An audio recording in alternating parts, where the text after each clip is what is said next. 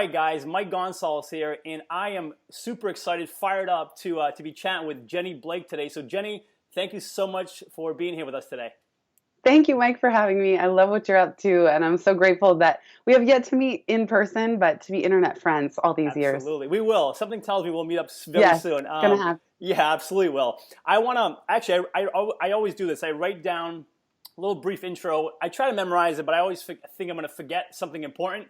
So I'm just going to go ahead and read real quickly, if you don't mind. Please do. You are Jenny. You are an author, Korean business strategist, and an international speaker who helps people organize their brain. I love this. Move beyond burnout and build dynamic, sustainable careers that they love. You're also the author of the book Pivot. Love the book. Phenomenal book, Thanks. guys. Yeah. The only move that matters is your next one, where you identify a four-step process for making change, not only in your career, really, but in your life.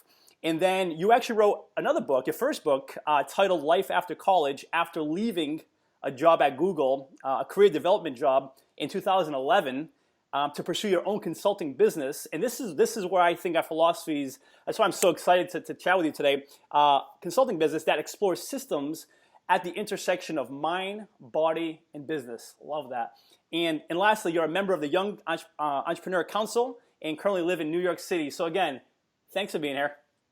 Thank you for having me. You Yeah. nailed it. Yeah, good, good. Listen, I want to dive right in because I'm super excited to, there's so much I want to cover with you today, but as we just mentioned, I help entrepreneurs leverage exercise when it comes to developing a healthy mind, healthy body to go on and create or cultivate a healthy business, almost like a foundation. And I think that's why, you and I share similar philosophies. And I actually want to refer right to your book, where in it, you disagree with Steve Jobs, which I love this, right? And it refers, and guys, let me just give you a little back. It refers to his famous commencement speech at Stanford, where he says, hey, you can't connect the dots looking backwards, you can only connect them, you can't connect the dots looking forward, you can only connect them looking backwards. Well, in the book, Jenny says, you disagree with him. You mentioned it's not only possible, but a must that we connect one, maybe two dots looking forward to determining the next steps we take to get from where we are to where we want to be. So I want to take this opportunity to ask you, why is that, and how do we even do that? I was waiting for someone to go give me a one-star review on Amazon. Like, who does this girl think she is disagreeing with Steve I Jobs? loved it. I thought it was cool. And of course, if I pick out one sentence of something he said one time, of course, anyone could do that to any of us and kind of spin it around. But Sure. yeah, he said exactly as you quoted. You can't connect the dots looking forward, only looking backward. And for the most part, I do agree that if we reverse engineer our past pivots and look backward at the dots of our life, it's so beautiful to see how things that we didn't see coming ended up connecting and coming into play. Even various unrelated seeming skills or experiences or connections or even relationships, and look back and say, wow, every single one of those things brought me to where I am today. But when I thought about this notion that, well, you cannot connect the dots looking forward, it felt like, but we have to. And if you're self-employed in particular, you kind of have to learn the skill of looking at least one dot forward. It doesn't mean that you need to learn to predict the future, but we have got to be asking ourselves, okay, what's next? And just how am I going to build and work toward that thing? And of course, I'm really into mindfulness and being present as well and going with the flow and surrendering. So it's not to overwork this planning for the next move, but to say that if you are in business, it is helpful to say, looking one or two dots out, what does success look like? What am I most excited about? What would I be thrilled to work toward? What kind of impact do I want to make? And what systems and routines and projects are going to most help me get there? I absolutely love that, and I could not agree with you more. There's nothing wrong with looking back. You have to look back. That's how you make sense of what happened, what to do going forward. But like you said, if you don't know where you're going, if you're not fixated forward, you're going to keep looking back and resorting to what you did in the past. So I think maybe that's why it resonated with me when I saw that disagreement. I'm like, you know what? I agree with Jenny 100%. I disagree with Steve Jobs, not too, but Thank you for sharing that. I appreciate that. It makes complete Yeah. sense to me. And that said, I think there are a lot of us who are recovering planners where I know for me, I've overplanned a lot in the past and thought that I had to have more of a plan than I really needed. So I also, Leo Babauta, he's another major blogger, Zen Habits. He at one point many years ago gave up goals altogether. And so I also have an interesting relationship with even the word goals. I kind of look for soul goals, something that in my soul feels worthy of pursuing or fun, just in the game of life, fun to pursue. But how can I let go and release attachments to almost everything else? So I think it's always this balance between, yes, I'm looking ahead in some way for the fun of it, but I'm not letting those plans encroach on my creativity.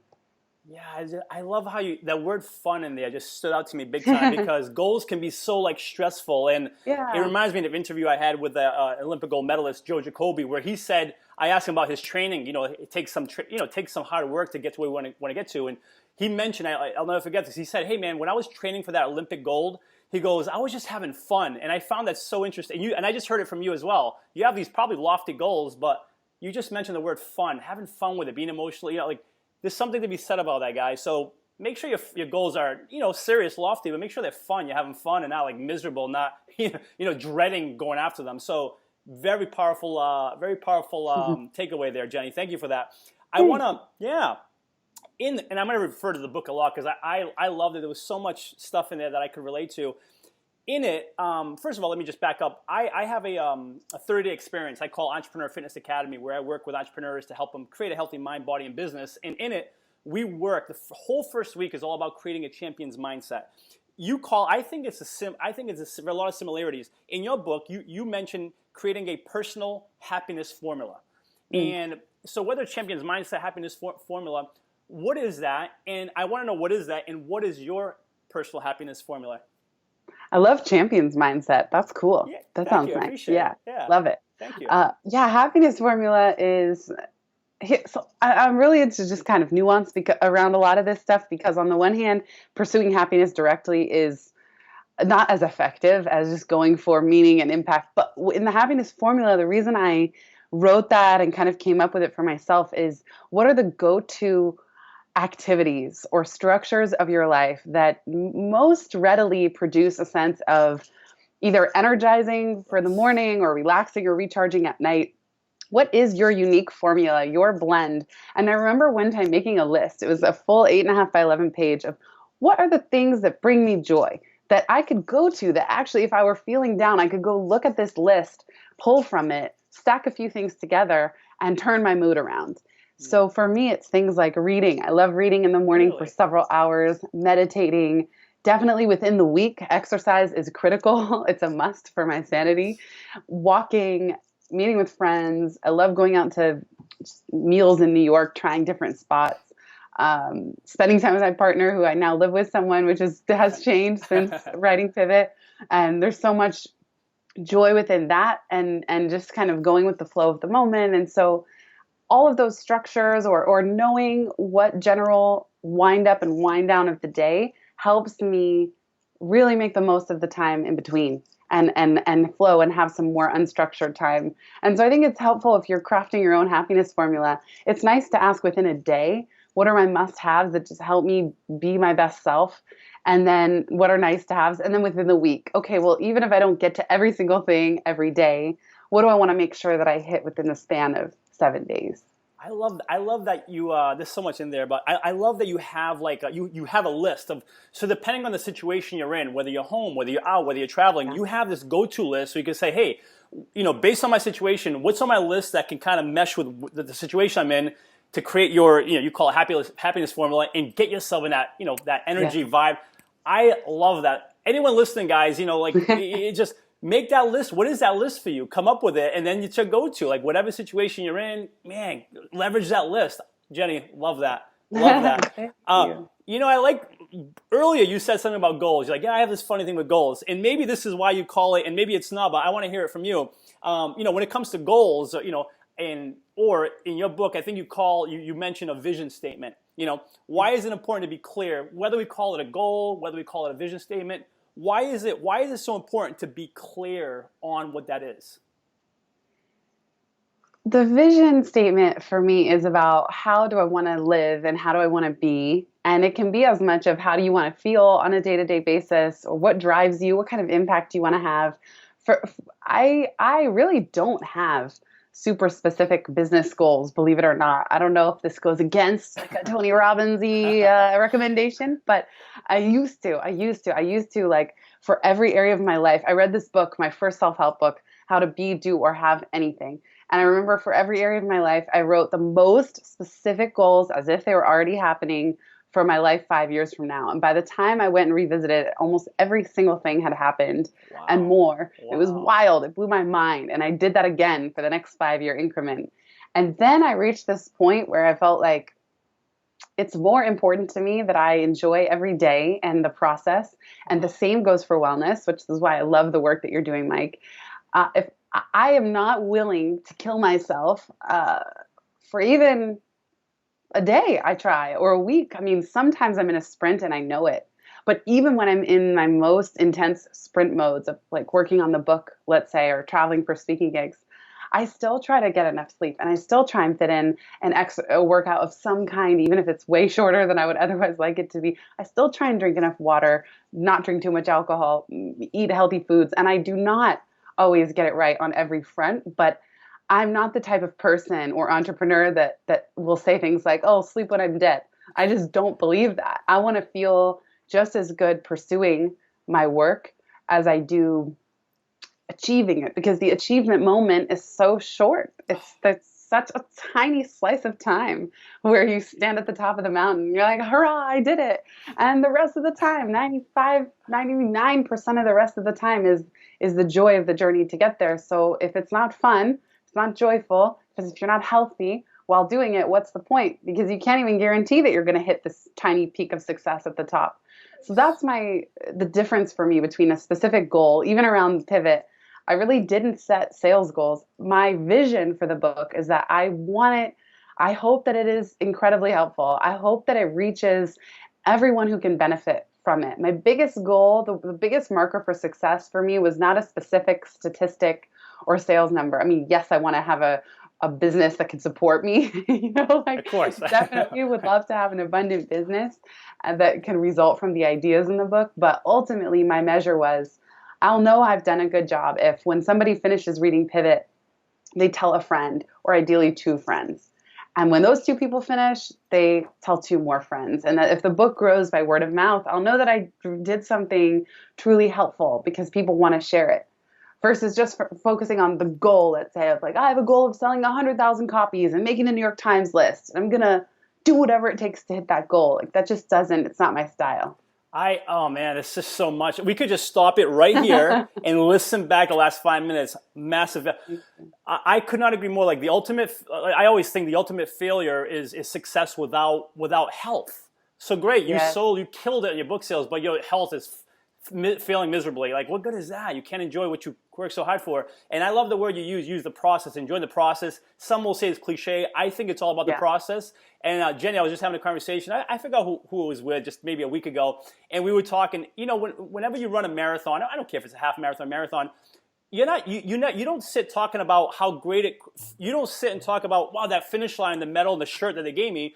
You talk about the process, like, oh man, week 17, we ran to 18. Like you actually reminisce then and really relish in the process, not that finish line of the shirt you got or the medal, just the process. So guys, I could not agree with Jenny more. It's all about the process. You can call it cliche, but it's the truth, man. Enjoy the process. It's what it's all about.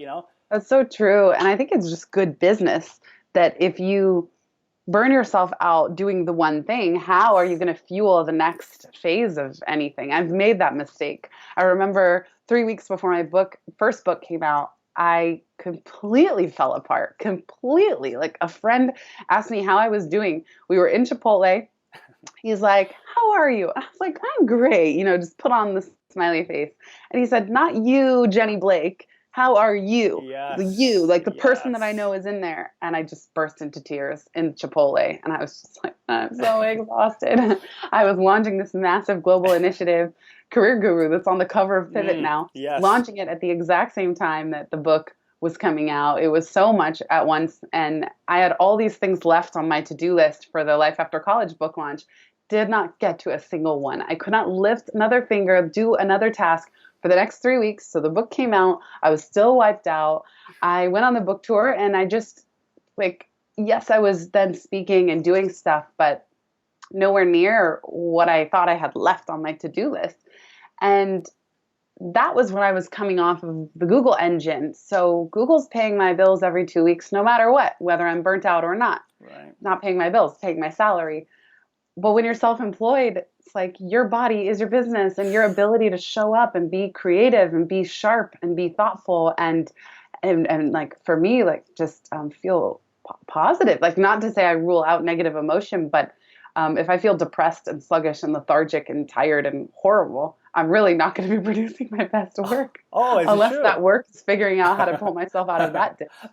Yeah, we're our biggest asset. We got to take care of the number one asset. I think in a book you mentioned there's a story like you at your wit's end and you hadn't been exercising, you slammed your fist and like what's wrong with me? Yeah. Like right? Yeah, like I haven't been exercising. Right, Yeah. right. So there's something to be said about that. And one more thing I'll say before we move on is like I love what you said. Is hey, sometimes it's not my normal half an hour, whatever. Sometimes it's just a quick 5, 10, 15 minutes. But those little bits, man, they let's not, guys, anyone, whether it's Jenny, whether it's me, whether it's whoever's listening, those little ones, sometimes they make the big difference. In fact, there's studies out of Boston University that show like images of the brain just after a 15-minute walk, 15-minute walk, the hormones, the secretion of hormones, dopamine, serotonin, endorphins like that make you feel good after a 15-minute walk. So guys, don't minimize those little bits. Those little bits are the big things. This is my number one challenge at the moment because I've been traveling more than I have in a long time for speaking. And my routines, there was a time of my life when I was working on Pivot and I was so structured and I was going to 4 to 5 yoga or Pilates classes a week without fail. They were all on my calendar. I knew exactly what teachers, what times. It was locked in. Wow. And it was just in a flow. And then with so much travel for speaking, and I would come home and be tired. And I was lucky if I was making it to 1 class a week. Now, lucky, of course, if I was like, not to like put myself in victim mode, but truly, like I just couldn't quite get it together to go and have that kind of schedule. The teachers shifted, the studios, one closed. Anyway, long story short, I realized, and this is super recently, that just I was waiting until I could go to the whole hour class or walk an hour there, an hour back, and things I used to do, and that wasn't happening. And so I started to tell myself something is better than nothing. Yes. Even if I only do 20 minutes of yoga in a day, and that's what I can do that day, that is going to be better than waiting until I have the motivation or the time or whatever to get back to this old schedule that's just not realistic right now. And so, yeah, I love what you said, and I'm trying to do the exact same thing of like, there's no reason, same thing that got me to meditate for now almost 600 days in a row is like, there's no reason I don't have time for 15 minutes or 20 minutes of meditation. The same could be said for yoga. And there's so much body weight work one could do, sit-ups, push-ups, squats, lunges. Like I live in a tiny studio apartment.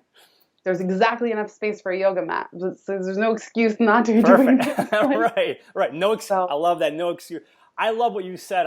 My clients harass me tons because I always say, hey, some is better than none. It's just simple. Yeah. Some is better than none. And guys, you can apply this. Obviously, we're talking exercise. And if you're like, well, I question that because a lot of people question. They think if it's not half an hour or more, it's not worth it. I like to apply it. Well, apply it to this. Savings. Is it better to save $1 or no dollars? If you're in a relationship, is it better to give your girl one flower or no flowers? It's like, that's great. Some is better than none, right? And there's the Peter Thiel 0 to 1.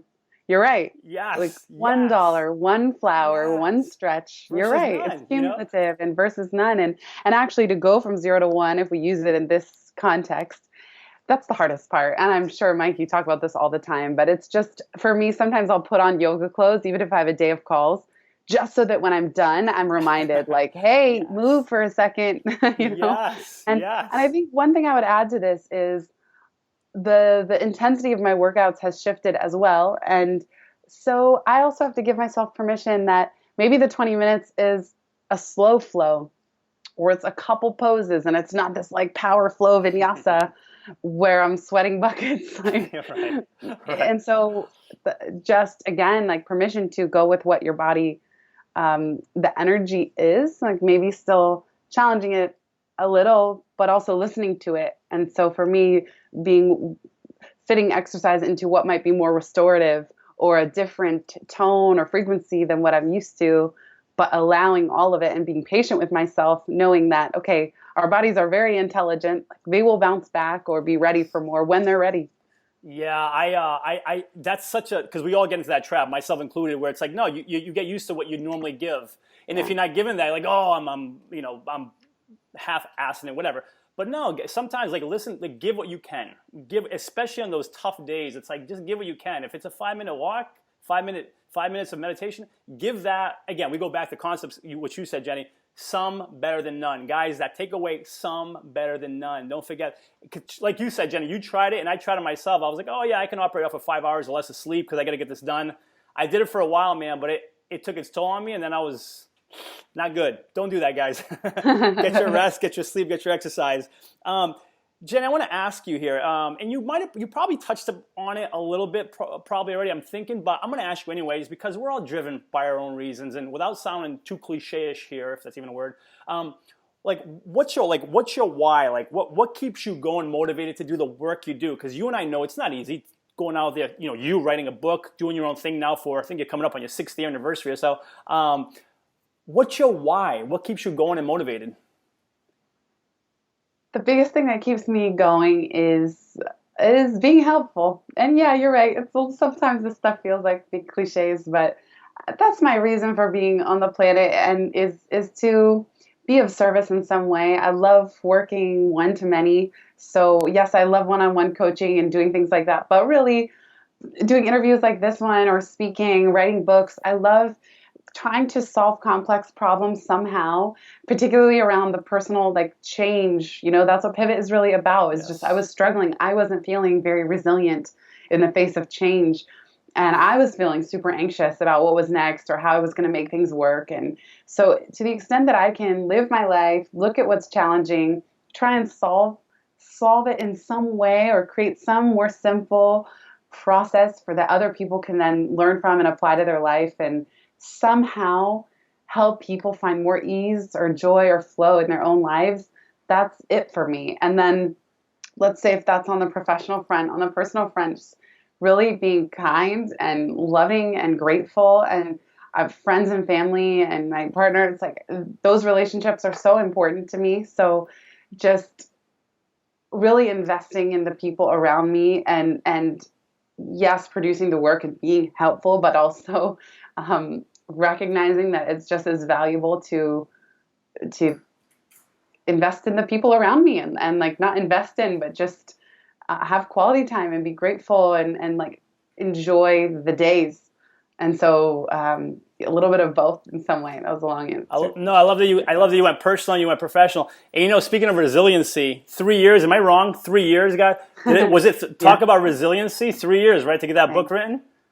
Yeah, Yeah. start to finish of conceptualizing it and then finding a publisher, writing it, editing it, marketing it. Yeah, three Holy years. And smokes. per our conversation, I can't say that without saying the rest period that followed, the need to unwind from that major push is still in process. Like, and we're 9 months after the book launch. I thought I would need 2 weeks off. No, no, no, no, no. Yeah. Much longer. So I think also rest and recovery and noticing, damn, like, when you give a big push like that, just how much my whole system has really needed. Yeah, because you said, I read, I think in one of your newsletters, I mean, obviously you're still recovering because I think you had a book signing and you realized, I don't have the books. Is that right? Yeah, totally. Yeah, Right. I showed up to my own book signing with no books. I was going to give a keynote speech and sign books, and I love that you brought up that example because for anyone listening, if you're ever in a pinch, I ended up trying TaskRabbit for the first time. So I had 10 minutes before I went on stage, ordered the TaskRabbit, and by the time I was coming off stage,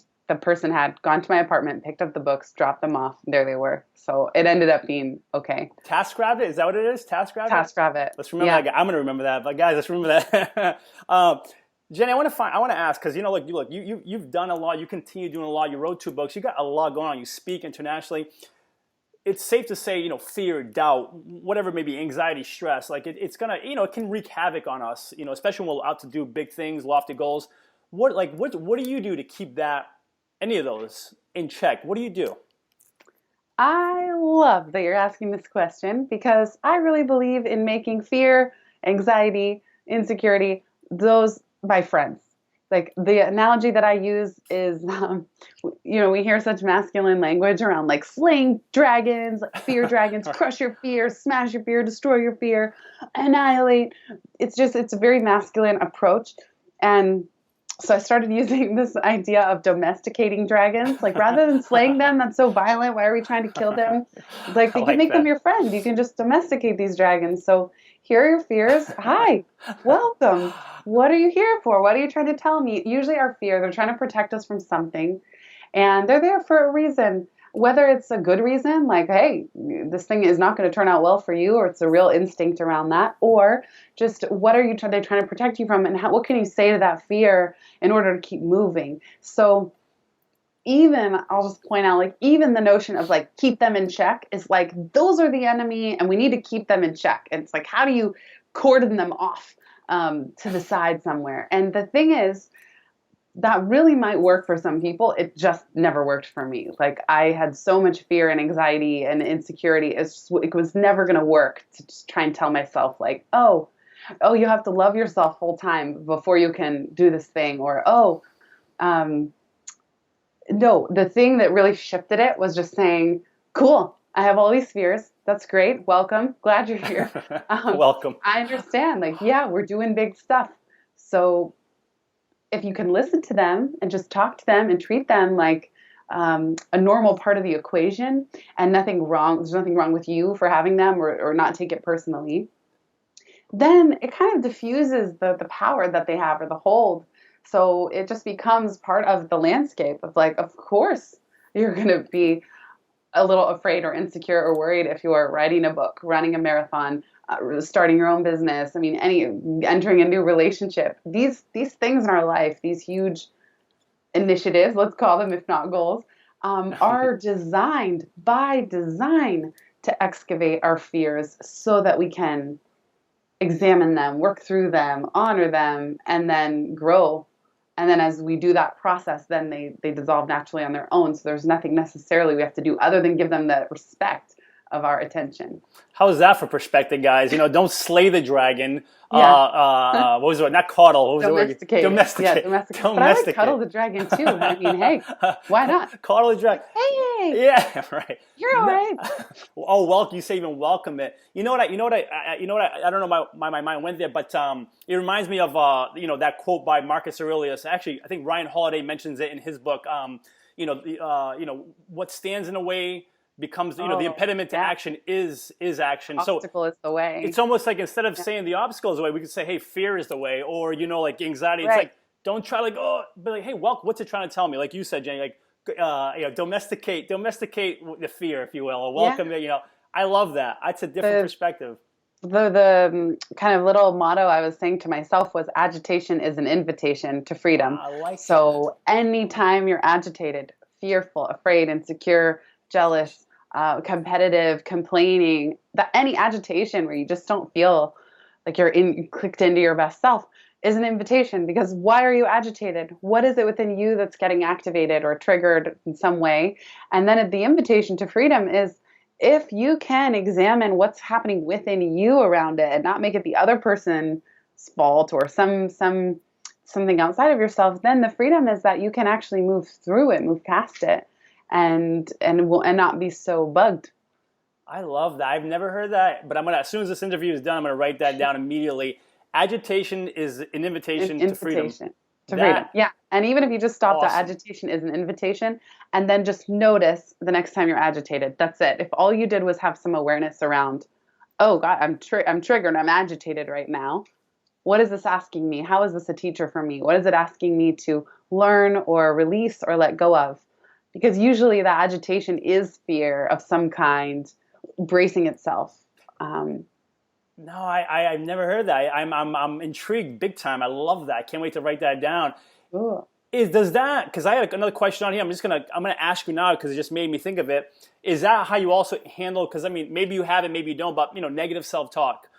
Is that how do you handle negative self-talk the same way? Where you just like, hey, it is what it is, and you just welcome it? Like, is that, you tell me, how do you handle negative self-talk? Like, Yeah, I'm so glad you brought up negative self-talk yeah, because I think that's one of the sneakiest forms of this because it can sound so true in your head, in my head. yeah, Like if I have and for some reason I just also want to bring up this metaphor. It's like in Zen traditions, or I don't know, maybe it's Buddhist traditions. Anyway, this idea of paper tigers. Sometimes what looks like a real scary tiger is paper when you get up close, or it's like shadows dancing on the wall love and that. not something real. And so sometimes fears or agitations, paper tigers, they're things that seem real. Same with negative self-talk. I'm completely recovering, if just, I mean, by recovering, like actively have to work on not being such a perfectionist. And so, okay, when I'm traveling for speaking and it's like, oh man, you failed at meeting your workout goals or your food the way you know you should be eating, or I just berate myself. And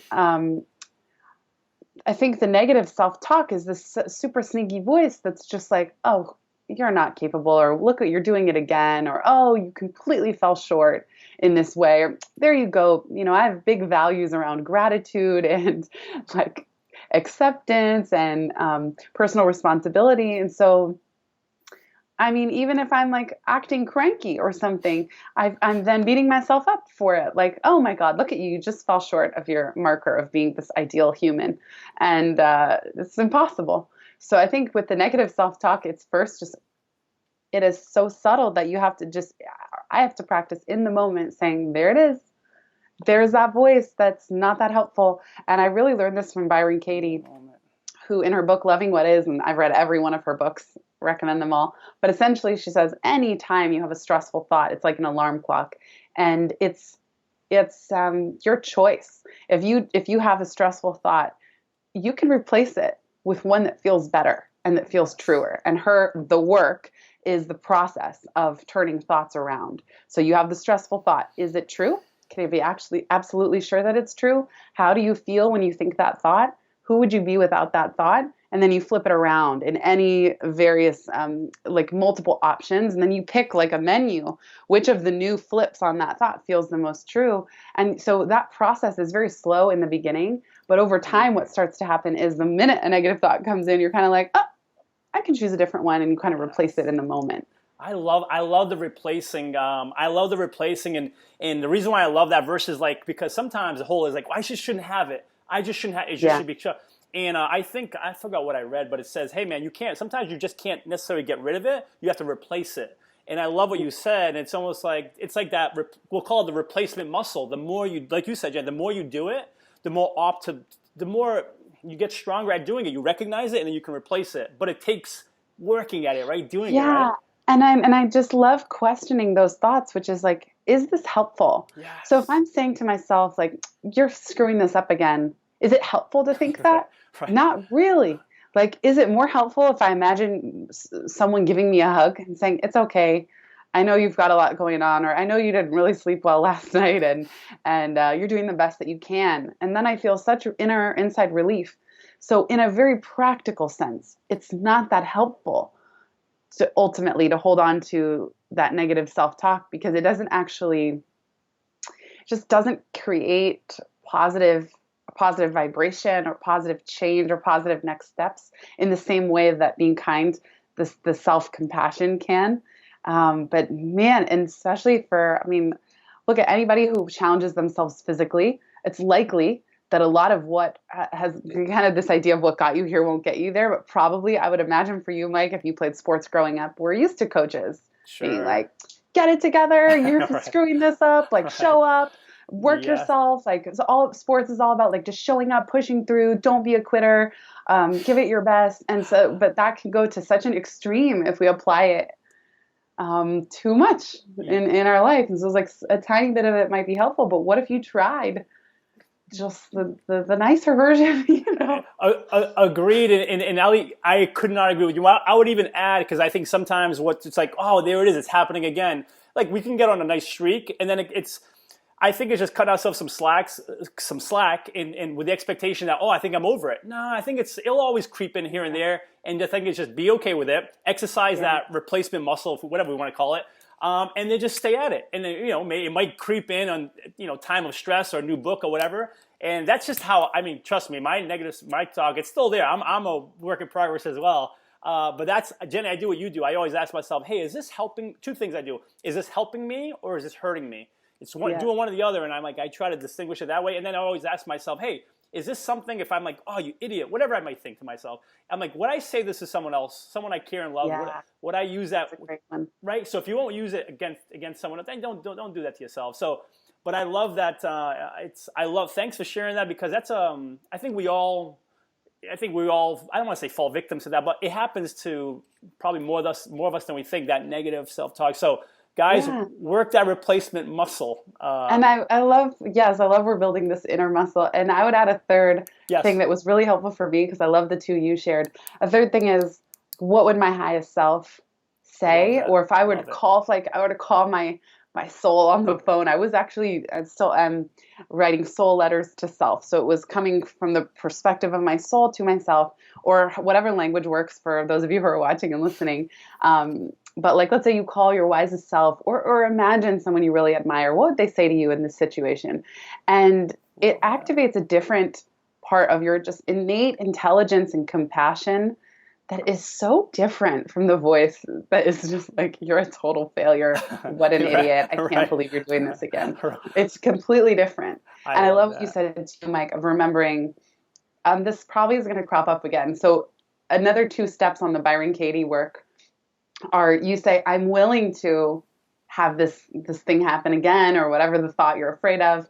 And I look forward. Not even I'm willing to, I look forward to this thing cropping up again. Why? Because it's another opportunity for me to practice. Wow. So in a way, whatever situation is so difficult, you can just say, you know what? Somehow, in an authentic way, not forcing yourself to look forward to it, but on some level, you can find a way where, I look forward to having this happen, because it's going to help me practice, and I'm going to get better every time. And you just have that mindset of learning and improvement rather than perfection. It's so much more freeing. Wow. Think about that, guys, for a second. The idea, the expectation, where I look forward to it happening, versus, man, I hope it doesn't happen again. Yeah. One is almost excitement. The other one's like fear. It's like, think about it, guys. So I'm going to use that one myself. That's a good one. I appreciate that.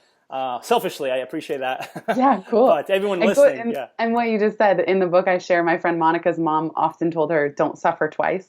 Oh, I love that. When we are able to look forward to a scary situation or something happening, then we're not suffering over and over and over as we brace ourselves fearing that this thing is going to happen. So if all it does is shift your energy away from obsessing over what you don't want to happen, that's already a good thing. There's another phrase, worrying is praying for something you don't want. Yeah, so again, that worry energy or that self-criticism energy isn't necessarily, it's just not going to cultivate what's most helpful. Such good stuff, man. Wow, that was awesome. Thank you for that, Jenny. That was good stuff, man. Thank you for that. Thank you for sharing all of that. I wanna quote in the book, right? Because we just earlier we both agreed, hey, our bodies, our physical health is it's our number one asset. In the book, you quote, and this is what you say: in times of stress, our bodies are amongst the first things we neglect. I'm guilty as well, believe it or not. If not actively abuse. But your body is your most valuable asset. That's a quote from you in your book. I'm curious, what do you do? And let's just take travel out of the picture, and even when you do travel, what do you do? What's those little bits that you do? How do you take care of your number one asset, your body? What do you do these days? Well, travel's a good example. I used to say, I'm so bad at working and having routines while traveling. So that was my story. Then when my schedule picked up so much that I was on the road every week, sometimes twice a week, it wasn't going to work anymore to tell that story, because too bad. I got to shift this. So I started to just tell myself, travel is a great opportunity to have routines. I can work on the plane. I can sleep on the plane. I can do yoga or Pilates in my hotel room. I could still do intermittent fasting. I bring Brain Octane with me I just do Brain Octane and tea. I don't do butter in the morning, but I bring my own tea. So the way that so first I had to change the story that I actually can be good at routines while I'm traveling. And then when I wake up in a hotel, I still have the same morning routines. So I read, meditate, ideally do some exercise, do some work, So let's say if I have a speaking gig at 10 a.m., I will set an alarm for 5 a.m. Normally, I try not to use alarms, but so that I can still have that morning that I'm used to. Yes. And, it doesn't always happen. I think part of what's tricky about traveling is days get gobbled up by logistics of like, wake up, finish packing, taxi, airport, this, that, other. It is a little trickier to just have like the normal flow, but something is better than nothing to take us full circle. Yes. I like what you, I like the story because you nailed it. Like sometimes if your story is like, I can't, it's traveling and this doesn't, Yeah. you're already behind the eight ball. But I also like what you did is where you say, where you try to maintain as best as you can. Well, two things. I think it's you said, hey, I do what I can with what I have to work with versus focusing, well, I can't do X and I can't do X. Okay, we know you can't do X and Z, but can you do A? What can you do, right? So I love that, and the fact that you try to maintain as best you can those morning habits or routines, call them what you will, rituals. That's awesome. Story, guys. What's your story around whatever? Is it getting in the way? And then do you do what you can with what you have, even where you are, really? I appreciate that. I want to ask here, when it comes to the body, let's stick with the body one more time. Physically, taking care of ourselves, can say, oh yeah, whatever, I got to do it. It's good for me. Do you believe, and if so, how does physically taking care of your body, how does physically taking care of our bodies, how does that contribute to our professional success and career, or does it? If so, how? Does it? It's the most important thing. I believe so, but I believe it does. I know. It's so fundamental. I know for your philosophy too, for me too. Does it help? It's like the physical body is our vehicle. It is critical. It's fundamental. It's not always easy. It's like, of course, I'm telling you, like I'm in my own mode of trying to figure out how to be in just a different way of being and still actively take care of myself, but it's something I cared passionately about. And our body is, we want to live in like a well-oiled machine. It's like, I just think about how much lighter I feel when I'm eating well and drinking water and exercising and meditating. Like I'm just a different person than when those things aren't present. And even last night, I went out to eat, had I don't know, it was like a vegetarian taco bun, like a thick thing. Anyway, I kept eating past the point that I was full. I probably should have ordered the salad instead of that thing that I got, but it was delicious. And I noticed like my stomach just felt heavy. So, and that's fine. In the past, maybe I would have even beat myself up like, oh, you shouldn't have eaten that. What are you thinking? Now you're going to gain 100 pounds. I mean, really, I have like crazy self-talk around my body, or at least I used to have way more than now. But I still did notice and make a note that, wow, my stomach feels really heavy right now. And I enjoy the feeling of having a big salad. And so it's a good reminder when I kind of do the thing that doesn't support my tip-top well-oiled machineness, then it like motivates me. And I try to remember the next time, like what actually feels the best. Yes. And so, but I think, how can that not be critical to our creativity and our productivity and our joy and our happiness? And so I do what I can to honor my body as much as everything else in my life, business, relationships. It's its own entity that deserves care and feeding and attention. And as you read in that quote, sometimes it is the easiest thing to let go. Of course, when I feel stressed or I want to unwind, it's so easy to just want to go like eat a bunch of ice cream, and so I let myself do those things too.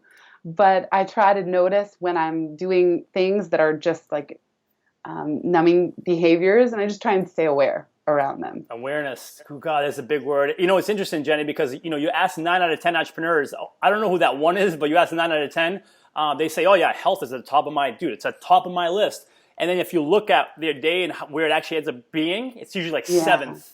It's like, wait a minute, you just said it's a priority, but meanwhile, it's like, it's tough. Like you said, the day has this funny way of getting a hold of you. But like as long as we understand, like, hey man, we're our number one asset. And while you might think it's like, well, all these things need to get done, realize you'll be that much better and effective and efficient, more clear, more energy to give it your all if you're at your best. Like, yeah, you can do it, but you could do even that much more if you're at your best. So anyways, I that's my philosophy, Jen. I know it was yours too. I just want to hear what you had to say about it. Just a few more questions here. I so appreciate your time, and this is fun as heck. let's just flip the tables a little bit here, just to entrepreneurship, just business itself. What's something, you've been at this for a while now, what's something that you wish you would have been told about entrepreneurship at the very beginning that you know now, but you wish you would have known when you were getting going, or maybe even some new people who are coming out and giving their all to entrepreneurship? What's something you can share with them perhaps to help them? Two things. Yeah. One, uncertainty is a skill. It's a muscle, just like everything else. That. The ability to go month to month and not know where the next month's income is going to come from, it's a skill, and it's one you get better at as an entrepreneur. I think it's, unless you come out the gate like killing it financially and just stay that way. Yeah. I really learned how to be comfortable with uncertainty and with knowing and with trusting myself to figure out my living month by month by month. And really, I pretty much, with some exceptions, lived that way in my business for 5 years. I mean, where I didn't know where 3 months out income was coming from. And so that's something I just got better at over time. So know that that's part of the name of the game, with the main thing you're learning. But on a really practical level, the thing I wish someone would have told me sooner is set up billing in such a way that it's recurring revenue. I call it in the book cash flow cow. Rather than billing, project-based billing, or try to do one-off launches and just like hoping for these bursts of income that go well, how can you set up some kind of a system or billing process where you're earning or billing people on the first of the month, every month? What might that be? And then the answer might not come to you for a month, a year. For me, it took me like 5 years to figure it out. But once I did, things really, really started to become much just more manageable and like better for my sanity. I love both of those. Uncertainty is a skill, and God knows it definitely is. You know, I'm learning that every day myself. Uncertainty is a skill, guys, and billing system. Get a billing system in place where it's recurring. Recurring. Thank you. Cash flow. Recurring cash flow. Solid. Thank you for those two. Jenny, so I'm going to take the two most obvious ones away from you. All right, ready? Aside from being alive and being healthy, what are you most grateful for at the moment? My family and my relationship. Yes. Just friends, family, and intimate relationship. Like, those people are the most important to me. I'm grateful for them every single day, every day. And my clients, who, and community who support my business and make it possible for me to run my business, and readers. And then it extends to everyone listening and watching this. So, of course. But pretty much every day, I give gratitude for my health and my life, but then the people in it. The relationship, yeah. You know, this is the third interview I've done now where in a row, like you're the third who have come back to that same thing. Like, hey man, the relationships in my life, my family, my friends, those who support me, my clients, my community. So it's super cool to hear that. Thanks for sharing that. I appreciate it. Jenny, this has been like just so awesome. Like, I always say, I feel guilty because I feel like I'm getting so much value just doing this. Like, it's like, wow, I learn a ton, let alone sharing it with Entrepreneur Fitness Academy, with our community, whoever else is listening. So I can't thank you enough. I want people to know, hey, if they want to connect with you, learn more about your book Pivot, where can they go? Where do they find you? What's the scoop? Thank you so much, Mike. This has been a blast, and I love all your questions with these topics in general. I'm so glad you're out there talking about them and doing this work. Thank you. The best place to find me is pivotmethod.com. If you go to /toolkit, there are a ton of free templates that are related to the book. And then Momentum is my private community where I do 2 live Q&A calls a month and workshops from time to time. We have a private Facebook group. So that's the way that I keep in touch with my favorite pivoters. And that's at pivotmethod.com/momentum. The last thing I would say is if any of you want personal, private, one-on-one coaching, we have an amazing team of 6 pivot coaches, and that's at pivotmethod.com/coaching. That is, guys. And again, I just like I said, the book is super cool. I read it, my girlfriend read it. We both love it. We like talking about it. And the method, it's just not from career, but overall, like just life changing. It's almost like a blueprint, if you will. But it's awesome. So Jenny, thanks for writing the book. Thanks for being here. Thanks for everything you share with us. I cannot thank you enough, and I can't wait to actually get the opportunity to meet you and thank you in person. I'm sure that'll happen at some point. Likewise. Thank you so much, Mike, and to everybody who's here listening and watching. Thanks, Jenny. Cheers. Bye.